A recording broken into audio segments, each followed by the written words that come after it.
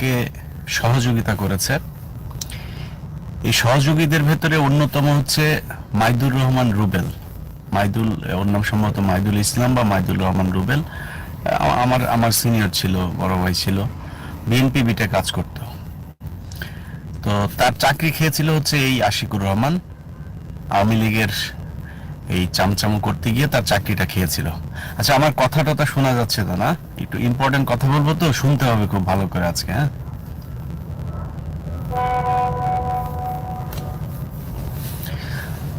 আচ্ছা। সাউন্ড যদি কম হয় আমার তো আসলে কিছু করার নাই, তারপরেও চেষ্টা করব একটু জোরে বলার জন্য। ওকে, শোনা যাচ্ছে। এখন এই মাইদুর রহমান রুবেলের চাকরি খেয়েছিল এই আশিকুর রহমান। সে চুপচাপ থাকে। এই আশিকুর রহমান হচ্ছে সৈয়দ আশিকুর রহমান চৌধুরী তার নাম। খুব চুপচাপ থাকে, দেখে আপনি বুঝবেন না, মনে করবেন যে শিবিরের আরটিভি শাখার সভাপতি। মাগিবাজি থেকে শুরু করে যা যা আছে সবকিছুই সে করত। একে পাঠায় দিল আপনার এয়ারপোর্ট থেকে মাইদুর রহমান রুবেল। কে সে? তাকে চাকরিচ্যুত করেছিল এই ব্যক্তি। এই 5 তারিখের পরে 6 তারিখ অথবা 7 তারিখে তাকে অফিসে ডাকা হয়েছিল, যাদের বিএনপির সাথে সম্পৃক্ত বা মনে করে আওয়ামী লীগের দালালি করতে পারবে না এরকম কিছু রিপোর্টার সহ তারা এসেছিল অফিসে। অফিসে আসার পরে 10-15 জন মতো তারা এসেছিল, আমার আরটিভি থেকে প্রাপ্ত যতটুকু শুনেছি। সেই যাদেরকে নিয়ে এসেছিল তাদেরকে ছাড়াই রুবেলকে একা অফিসে নেওয়া হয়। আশিক তাকে এনেছিল মূলত এই যে এই কানেকশনগুলো, যাতে এখন বিএনপি যেহেতু এখন আওয়ামী লীগের চাইতে ভালো অবস্থানে আছে, তো বিএনপিকে দিয়ে সে যাতে সুবিধাগুলো নেয় এই জন্য সে আজকে তাকে বিমানবন্দর পার করে দিয়ে আসলো। আচ্ছা, এখানে আরো কয়েকজন কাজ করেছে। এসবির একজন কর্মকর্তা কাজ করেছে। এর আগে ইত্তেফাকের মালিক যিনি আনোয়ার হোসেন মঞ্জু, তাকে একজন উপদেষ্টা, তিনিও ডিবিকে আপনার ডিবির কাছে তদবির করেছে। তদবির করে তাকে বের করে দেওয়া হয়েছে। তো আমরা যদি কার খালু, কার মা, কার বাপ, কার বোন, চাচার ছেলে, শ্বশুরের নাতি, এরকম চিন্তা ভাবনা করে যদি নাকি কেউ মনে করেন যে তাদের পক্ষে কাজ করবেন, আর এই আবু সাইদ আর মুগ্ধদের মতো লোকজন যারা কিনা জীবন দিয়েছে তাদের সাথে বেইমানি করবেন, না, এরকম হতে পারে। তো করবেন, তাহলে ভুল করবেন। হ্যাঁ, অতএব আপনাদেরকে যেটা করতে হবে, একটু সাবধান হইতে হবে। যে দিক দিয়ে যাকে হেল্প করেন, যাই করেন, যেটাই করেন, আমরা কিন্তু ধৈর্য ধরছি। আওয়ামী লীগের সাথে যেভাবে কথা বলেছি সেই সুরে তো কথা বলতে চাই না, আমরা ঠান্ডা থাকতে চাই। তো এমন কিছু করবেন না। আনোয়ার হোসেন মঞ্জুকে মুসলেকা দিয়ে তারপর ছেড়ে দেওয়া হয়েছে। খালেদা জিয়ার মতো মানুষ, 80 বছরের উপরে বয়স একজন বৃদ্ধা নারী, তাকে 2 বছর জেল খাটাইছেন। আনোয়ার হোসেন মঞ্জু শারীরিক এমন কি সমস্যা, ও তো এখনো আমার নাতনির বয়সী মেয়ে মানুষ দেখলেও দেখেন গা ওরে করতে ইচ্ছা করে। তো আনোয়ার হোসেন মঞ্জুরে কেন ছেড়ে দিয়েছেন? এলাকায় যায় খোঁজ নেন। আমি কথাটা বলাতে হয়তো অনেকে মনে করলেন আমি মনে হয় ফান করে বললাম। ওর এলাকায় যান, এলাকায় গিয়ে তারপরে কথা বলেন। এলাকায় গিয়ে কথা বলা তারপরে জিজ্ঞেস করেন যে আনোয়ার হোসেন মঞ্জু এলাকায় কি কি করে, তাহলে বুঝতে পারবেন যে ও কত বড় জাউরা, এটা তখন টের পাবেন। তাকে ছেড়ে দিলেন কেন? কিসের জন্য? কিসের জন্য তাকে আপনার করতে হবে? সে আওয়ামী লীগের এই সব হত্যাকাণ্ডের সাথে 5 তারিখ পর্যন্ত সে আওয়ামী লীগের হত্যাকাণ্ড করেছে। এখনো পর্যন্ত আপনি ইত্তেফাকের যদি সংবাদ দেখেন, ইত্তেফাকের সংবাদগুলো দেখেন আপনি, আমি একটা নিউজ দেখলাম, শেখ হাসিনা পদত্যাগ করেছে। সেই পদত্যাগের নিউজ করেছে হচ্ছে 21 টেলিভিশন। তো 21 টেলিভিশনের একটা নিউজ আমি ইত্তেফাকে দেখলাম। ইত্তেফাকের ওইখানে তারা এই 21 টিভির ওই স্ক্রিনশটটা নিয়েছে, 21 টিভির লোগো সহ ওই স্ক্রিনশটটা নিয়ে আওয়ামী লীগ তাদের পেজে পোস্ট করেছে, যেটা হচ্ছে মিথ্যা, ফেক পদত্যাগপত্র।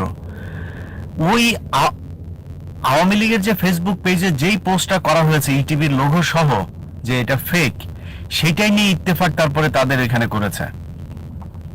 এখন আমি গত 8 বছর 9 বছর ধরে আমেরিকাতে থাকি, আমার কিন্তু দেশে যাওয়ার ইচ্ছাও নাই।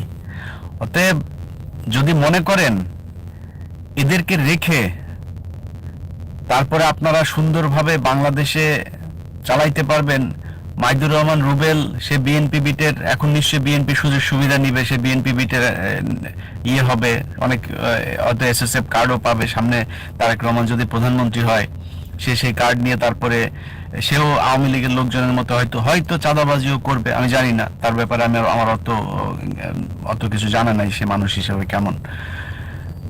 দেখতাম এমনিতেই নিউজে গেলে বিএনপি বিটে যখন যেতাম মাঝে মধ্যে, আমি তোর কায়েমে কাজ করতাম, আমি অত অন্য বিটের লোকজনের সাথে পরিচয় নাই, সে হয়তো একই কাজ করবে। তো তারা আজকে আশিকুরদেরকে আপনার এয়ারপোর্ট দিয়ে বের করে তারপরে ই করা দরকার ছিল, অথচ যেই ব্যক্তি তাদের চাকরি খেয়েছিল। বিএনপির লোকজনকে বলবো এখনো সময় আছে, এই দেশের সবচাইতে বড় শত্রু হচ্ছে এই সাংবাদিকেরা। আপনি ভারতের বিরুদ্ধে গাজোয়ায় হিন্দ যুদ্ধ করবেন ভাই, ভারতের রয়ের যদি নাকি সর্বোচ্চ পদে যারা আছে তার চাইতে বাংলাদেশের জন্য ক্ষতিকর হচ্ছে এই মতিউর রহমান আর হচ্ছে মাহফুজ আনাম, প্রথম আলো ডেইলি স্টার। তাদের ব্যাপারে কোনো পদক্ষেপ নাই, এ পলায় যাচ্ছে, ওই করে যাচ্ছে। দেখেন এই দুজন দিব্যি বসে আছে, তারা এখনো সুশীল সেজে উপদেষ্টা পর্যন্ত নিয়োগ দিচ্ছে তাদের কথা শুনে, কোন কমিশনের কে প্রধান হবে সেটাও নিয়োগ দিচ্ছে তারা। অথচ এই বাংলাদেশের ভারত দ্বারা যত নিয়ন্ত্রণ যত কিছু হয়েছে সব কিছুর পেছনে প্রথম আলো আর ডেইলি স্টার দায়ী। আমার ইউটিউব চ্যানেল ফলো রাখেন, আমি কি দেখাচ্ছি এই গত আগামী 1 সপ্তাহ 2 সপ্তাহের ভিতরেই দেখবেন যে প্রথম আলো ডেইলি স্টার কি করেছে এই দেশের, তাদের সাথে রয়ের কানেকশন কি। আল্লাহ যদি বাঁচায় রাখে, আল্লাহ যদি মানে কোনোভাবে যদি মারা টারা না যায় আর কি, খুনটুন যদি না হই, দেখতে পারবেন। আমি যে কদিন বাঁচে আছি আপনারা করেন, যে যেমনে পারেন লুটপাট করে খান। আমার ভাই লুটপাট করার ইচ্ছাও নাই, আমার বাংলাদেশে যাওয়ারও ইচ্ছা নাই, আমার ব্যাংকের মধ্যে বিশাল অ্যামাউন্টের টাকা থাকবে, আমার কোথাও বাড়িঘর হবে এই ইচ্ছাও নাই। যদি পৃথিবীর কেউ কোথাও যদি খুঁজে পান আমার ব্যাংকে সর্বোচ্চ $2-3 হাজার বেশি আছে, নিয়ে নিয়েন। কোথাও যদি গাড়ি এই বাড়ি আছে নিয়ে নিয়েন, একটা গাড়ি আছে, ওই গাড়ি আজকে এই নিতে আসছি, গাড়ি নিতে আসছি কেন জানেন, এই যে এক বাইরে নিয়ে আসছি আমাদের মহিউদ্দিন ভাই, গাড়ি হচ্ছে পরশুদিন রাতে শুয়ে আছি, তো রাত 2টার সময় একজনের সাথে কথা বলছিলাম, কথা বলতে বলতে একটু দরজাটা খুলে বাইরে বের হয়েছে, আমার বের হয়ে দেখি আমার গাড়ি নাই। কিরে গাড়ি নাই কেন? তো গাড়ি নিয়ে আসছে কেন জানেন, গাড়ি নিয়ে আসছে কারণ কোম্পানির 4 মাসের বিল দিতে পারি নাই, 4 মাসের গাড়ির টাকা দিতে পারি নাই, সেই গাড়ি নেওয়ার জন্য এই যে এখন এখানে আইসা বসে আছি। ওদেরকে পেমেন্ট দিলাম, $2577 পেমেন্ট বাকি ছিল, সেই পেমেন্ট দিলাম, এখন বসায়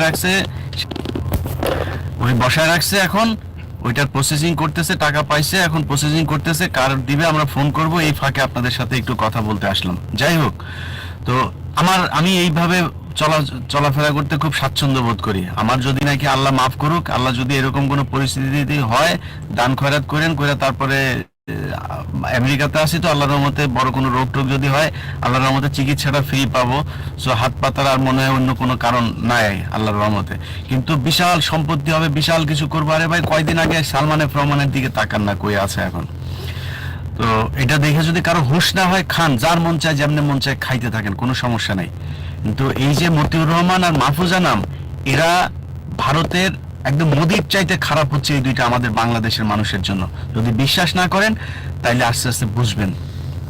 এই দেশে উদিচি বোমা হামলা, এই দেশে আপনার এই যে সিরিজ বোমা হামলা, এই দেশে 21শে আগস্ট, এই দেশের 10 ট্রাক অস্ত্র মামলা কথিত, এগুলো সব কিছুর পেছনে এই প্রথম আলো দায়ী। তো জানি না কতদিন বাঁচায় রাখবে, আমি আমার সামনে কিছু জিনিস দেখতে পারবেন যে প্রথম আলো আর ডেইলি স্টার বাংলাদেশে কি করেছে, এটা দেখবেন, আমার ইউটিউব চ্যানেলেই দেখবেন ইনশাআল্লাহ। অতএব সবার আগে